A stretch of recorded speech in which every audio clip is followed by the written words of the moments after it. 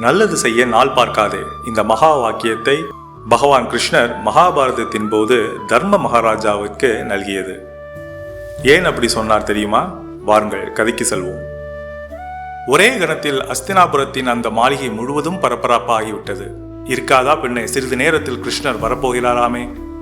இப்போதுதான் துவாரகையிலிருந்து வந்த சேவகன் மூலம் செய்தி கிடைத்தது. தர்மபுத்திரர் அவசர அவசரமாக கண்ணனை எதிர்கொண்டு வரவேற்கும் உத்தேசத்தில் மாளிகையின் வாயிலுக்கு வந்தார். அர்ஜுனன், பீமன், நகுல சகாதேவர்களோடு குந்தி தேவியும் பாஞ்சாலியும் அவனை வரவேற்க வாயிலுக்கே வந்துவிட்டார்கள். வரப்போவது கடவுள் அல்லவா? வீடு தேடி வரும் கடவுளை வரவேற்க வாயில் வரை கூட வராவிட்டால் எப்படி? ஆனால் கண்ணன் வருவதற்கு முன்பாக அரண்மனை வாயிலை தேடி வந்தான் இன்னொருவன். அவன் ஒரு யாசகன். ஏதேனும் பிச்சை பெறும் நோக்கில் தர்மபுத்திரரை நோக்கி கை நீட்டினான். தர்மபுத்திரர் எரிச்சல் அடைந்தார். யாரை பார்க்க வந்து நின்றிருக்கிறோம், ஆனால் எதிரே யார் காட்சி தருவது? யாசகனை வரவேற்று பொருள் வழங்கும் நேரமா இது? எங்கள் கண்ண கடவுள் அல்லவா வருகை தரப்போகிறான். கடவுளுக்கு பூஜை செய்ய காத்திருக்கிறோம் நாங்கள். பூஜை வேளையில் யார் இந்த யாசக கரடி? போய் நாளை வா, ஏதேனும் தருகிறேன். இன்று உன்னை உபசரிக்க இங்கு யாருக்கும் அவகாசம் இல்லை.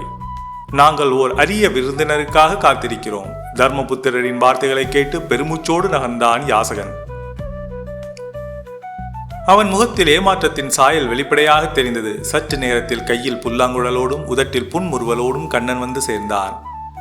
அவனை பார்த்ததும் மகனை கண்ட தாயாய் குந்தி தேவியின் முகமும் அண்ணனை கண்ட தங்கையாய் பாஞ்சாலியின் முகமும் தாமரை போல் பூத்து பூரித்தன. பூரண கும்ப மரியாதை கொடுத்து கண்ணனை வரவேற்று மாளிகையின் உள்ளே அழைத்துச் சென்றார்கள். கண்ணன் அவசரமாக பீமனை அழைத்தான். பீமா, உடனே அரண்மனை முரசை எடுத்து வா. நான் சொல்லும் செய்தியை இங்கே முறைசறிவாய். பின்னர் நாட்சந்தி கூடும் இடங்களில் நின்று முரசறைந்து நாட்டு மக்கள் அனைவருக்கும் தெரிவிக்க ஏற்பாடு செய். மிக அவசரம். செய்தி தர்மபுத்திரரை பற்றியது. பீமன் ஒரே கணத்தில் அலங்கரித்த முரசை அனாசயமாக தோளில் தூக்கி வந்து கண்ணன் முன் வைத்தான். தர்மபுத்திரர் வியப்படைந்தார். என்னை பற்றி என்ன செய்தியை முரசறிய சொல்கிறாய் கண்ணா? இன்று காலத்தை வென்றுவிட்டாய் நீ. இன்னும் உன் வெற்றி செய்தி உன் காதுகளையே எட்டவில்லையா? நல்ல வேடிக்கை. வென்றவருக்கே தெரியாமல் ஒரு வெற்றியா? உன்னை பற்றிய அந்த வெற்றி செய்தியை எல்லா மக்களும் அறிய வேண்டாமா? அதற்கு முன் நாம் எல்லோரும் அந்த செய்தியை காதுகுளிர கேட்போம். பீமா, காலத்தை வென்றுவிட்டான் எங்கள் அண்ணன் என்று முரசறைந்து சொல். பீமனுக்கு கண்ணன் என்ன திருவிளையாடலை நடத்தப் போகிறான் என்று தெரியவில்லை. ஆனால் அவன் சொன்னபடி கேட்டுவிடுவதே புத்திசாலித்தனம். எப்படியும் கண்ணன் நினைத்ததுதானே நடக்கும். பீமன் முரசை ஓங்கி அறைந்து இன்று காலத்தை வென்றுவிட்டார் எங்கள் அண்ணன் என உரைத்து முழங்கினார். அர்ஜுன, நகுல சகாதேவர்கள், குந்தி தேவி, பாஞ்சாலியும் அந்த முழக்கத்தை வியப்போடு கேட்டார்கள். அவர்களுக்கும் என்ன நடக்கிறது என்று தெரியவில்லை. தர்மபுத்திரர் பீமனை கையமர்த்தி நிறுத்தச் சொல்லிவிட்டு கண்ணனிடம் கேட்டார். காலத்தை வென்றுவிட்டேனா? நானா? ஆம், சற்று முன் இங்கு வந்த யாசகனிடம் நீ சொன்ன வாக்கியத்தை நான் அறிந்தேன். அந்த வாக்கியத்தின் மூலம்தான் நீ காலத்தை வென்ற உண்மையை எனக்கு தெரிய வந்தது. நான் அவனிடம் விசேஷமாக எதையும் சொல்லவில்லையே. போய் நாளை வா, யாசகம் தருகிறேன் என்று தானே சொன்னேன். கண்ணன் கலகலன நகைத்தான். ஆ, என்ன சூட்சுமமான பேச்சு! காலத்தை வென்றவன் தானே இப்படிப்பட்ட அற்புதமான வாக்கியத்தை கூற முடியும். இந்த வாக்கியத்திற்கும் காலத்தை வெல்வதற்கும் என்ன சம்பந்தம்? நீ நாளை என்பதை ஜெயித்து விட்டாய் தர்மபுத்திரா. யோசித்துப்பார். யாசகன் நாளை வர வேண்டுமானால் முதலில் அவன் நாளை உயிரோடு இருக்க வேண்டும். நாளையும் உன்னிடம் யாசகம் பெறும் ஏழையாக அவன் இருப்பான் என்று சொல்வதற்கில்லை. கடவுள் அருள் இருந்தால் நாளைக்குள் அவன் பெரும் செல்வந்தனாகிவிடலாம். இன்று யாசிக்கலாம் என்று நினைத்த அவன் மனம் நாளையும் யாசிக்கலாம் என்ற எண்ணத்தோடுதான் இருக்கும் என்பது என்ன நிச்சயம்? சரி, நாளை தருகிறேன் என்றாயே, அவ்விதம் தர நீ நாளை இருப்பாய் என்பதற்கு என்ன உத்தரவாதம்? இன்று கொடுப்பதற்காக உன்னிடம் இருக்கும் செல்வம் நாளை வரை உன்னிடமே நிலைத்திருக்கும் எனவும் உறுதியாக நம்புகிறாயா? நிலையில்லாத உலகில் நிலையில்லாத ஒரு மனிதன் நிலையில்லாத இன்னொரு மனிதனிடம் நாளை வா தருகிறேன் என்று சொன்னால் அவன் காலத்தை ஜெயித்து விட்டதாகத்தானே அர்த்தம். தர்மபுத்திரனின் மனம் தான் பேசியது பற்றி வெட்கம் கொண்டது. மன்னித்து விடு கண்ணா, அவசரத்தில் சற்று நிதானம் தவறி பேசிவிட்டேன். கண்ணன் குந்தியை உற்று பார்த்தவாறே தர்மபுத்திரரிடம் சொன்னான். ஆனால் எந்த அவசரத்திலும் கூட கர்ணன் யாசகம் கேட்டு வந்தவர்களை அலைக்கழிக்க மாட்டான். உடனே கையில் இருக்கும் எதையேனும் கொடுத்து விடுவான். எதையேனும் கொடுத்துதான் அனுப்புவான். பிறருக்கு வாரி கொடுப்பதற்கென்றே பிறந்த வல்லல் அவன். தர்மபுத்திரர் பவ்யமாக சொன்னார். இனி கர்ணனின் கொடைக்குணத்தை நானும் பின்பற்ற முயல்வேன் கண்ணா. அத்தகைய நற்குணம் எனக்கும் வருமாறு நீதான் அருள வேண்டும். அண்ணனின் குணத்தை தம்பிகள் பின்பற்றுவது வழக்கம். உன் குணங்களை உன் 4 தம்பிகளும் பின்பற்றுகிறார்கள். ஆனால் கர்ணனின் குணத்தை நீ பின்பற்றுகிறேன் என்கிறாயே, அவன் என்ன உன் அண்ணனா? அவன் குணத்தை நீ பின்பற்ற?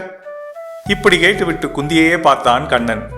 குந்தி ஏதொன்றும் பேசாமல் மௌனமாய் தலைகுனிந்து அமர்ந்திருந்தாள். அவள் கண்களில் கண்ணீர். கண்ணன் அவளை கண்களாலேயே அமைதிப்படுத்தி பின்னர் தர்மபுத்திரரிடம் மெல்லச் சொன்னான். போர் வரப்போகிறது தர்மபுத்திரா. போரில் உயிரிழப்பு என்பது சர்வ சகஜம். இரு தரப்பிலும் ஏராளமான உயிர் பலி நிகழத்தான் செய்யும். போரின் இறுதியில் யார் இறந்து யார் பிழைப்பார்கள் என்று சொல்ல முடியாது. ஆன்மா என்கிற வாளை தாங்கியுள்ள உரைதானே இந்த உடல் கூடு. இந்த உடலை நிலையானதென்று கருதியா அந்த யாசகனை நாளை வரச் சொன்னாய்? அனைத்து தர்மங்களையும் அறிந்த தர்மபுத்திரனே இப்படி நினைத்தால் சராசரி மாநிலர்களை பற்றி என்ன சொல்ல? நேற்று உள்ளவர்கள் இன்றில்லை என்பதுதான் உலக நியதி. நல்லவனவற்றை செய்ய நாள் பார்க்காதே, காலம் கடத்தாதே, உடனே செய்துவிடு. கண்ணனின் தேவாமிர்தம் போன்ற இந்த உபதேசத்தை தர்மபுத்திரர் மட்டுமல்ல எல்லோரும் கைகூப்பி வணங்கி கேட்டுக்கொண்டார்கள். தர்மர் பணிவோடு கேட்டார். தவறு செய்வது மனித இயல்புதானே கண்ணா. நான் செய்த தவறை உணர்ந்து விட்டேன். அதை திருத்திக் கொள்ள விரும்புகிறேன். சலிப்போடு திரும்பிச் சென்ற அந்த யாசகனை உன் அருளால் இப்போது நீ இங்கே வரச் செய்தால் என்னால் இயன்றதை யாசகனுக்கு அளித்து நிறைவடைவேன். அதற்கென்ன? அவனை வரச் சொன்னால் போயிற்று. அரண்மனை வாயிலுக்கு சென்றால் அதே யாசகனை காணலாம். கண்ணன் பேச்சை கேட்டு எல்லோரும் அரண்மனை வாயிலுக்கு சென்றார்கள். ஆனால் அவர்களுடன் கண்ணன் செல்லவில்லை. அவன் மாயமாய் மறைந்ததை யாரும் அறியவில்லை. கண்ணன் சொன்னபடி அரண்மனை வாயிலில் அந்த யாசகன் மறுபடி நின்று கொண்டிருந்தான். குந்தி தேவி மட்டும் கூரிய கண்களோடு மறுபடி வந்த அந்த யாசகனை ஆராய்ந்தாள். வாமன அவதாரத்திலிருந்தே உனக்கு இந்த வேலைதான். பிக்ஷை எடுப்பதை இன்னும் நீ விடவில்லையா?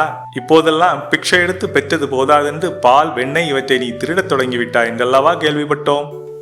எல்லோரும் கலகலவென்று நகைத்தார்கள். யாசகனின் தலையில் ஒரு மயில் வீலியும் கையில் புல்லாங்குழலும் இருந்தன. கண்ணா, வாழ்வின் நிலையாமை தத்துவத்தை எனக்கு உணர்த்த யாசக வடிவில் தோன்றிய என் தெய்வமே, உனக்கு அளிப்பதற்கு என்னிடம் என் உள்ளத்தை அன்றி வேறு என்ன இருக்கிறது என்று தர்மபுத்திரர் சொன்னபோது பக்தியால் அவரது விழி தழும்பியது. ஆதலால் நல்லதை நாளைக்கு என்று தள்ளி போடாமல் இன்றே உடனே செய்து விடுவது சாலச் சிறந்தது.